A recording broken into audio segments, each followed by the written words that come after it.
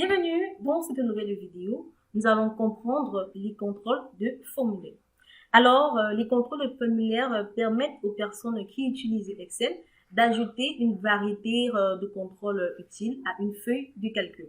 Alors, dans cette vidéo ou encore dans les prochaines vidéos, on verra donc à quel point il est facile d'utiliser les boutons rotatifs ou encore les topics, les barres de défilement, les cases à cocher, le bouton d'option, les listes déroulantes et enfin les zones de liste.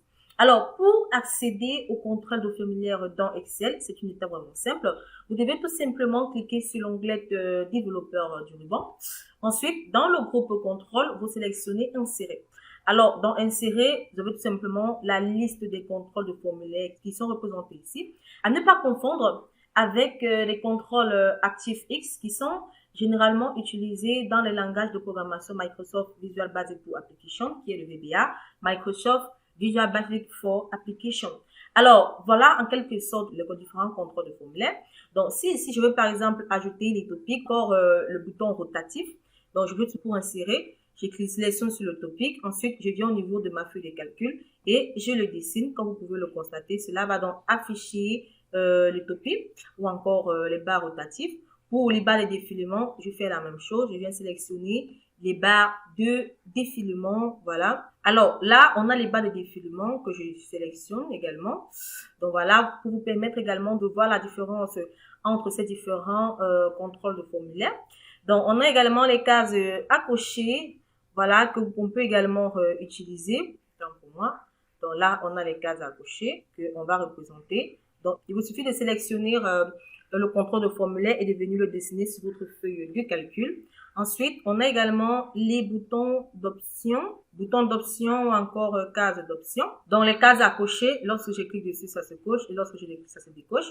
Donc, différentes des cases d'option qui permettent tout simplement de sélectionner par rapport à une option précise. Ensuite, on a les listes déroulantes, donc les zones de liste déroulantes.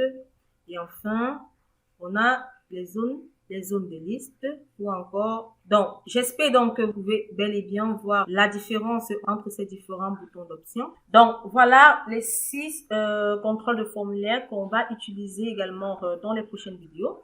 Alors, comme alternative, certaines personnes vont peut-être me demander, je n'ai tout simplement pas l'onglet développeur activé sur mon ruban. Donc, pour activer l'onglet développeur, c'est une étape simple. Vous devez tout simplement aller au niveau de l'onglet de fichier du ruban. Ensuite, cliquez sur options. Dans la boîte dialogue options d'Excel, vous cliquez sur personnaliser le ruban. Et là, dans les onglets principaux à droite, dans la marge à droite, vous avez l'onglet développeur. Donc, si je décoche cette case et je clique sur OK, cela va tout simplement supprimer l'onglet développeur de mon ruban. Mais pour l'activer, il vous suffit d'aller au niveau de l'onglet fichier du ruban. Ensuite, options et personnaliser le ruban. Ensuite, on va venir cocher ici la case développeur. Et on va cliquer sur OK pour activer la case développeur dans le ruban. Donc voilà en quelque sorte si vous avez compris les différentes contrôles de formulaire qu'on va bel et bien les utiliser dans les prochaines vidéos.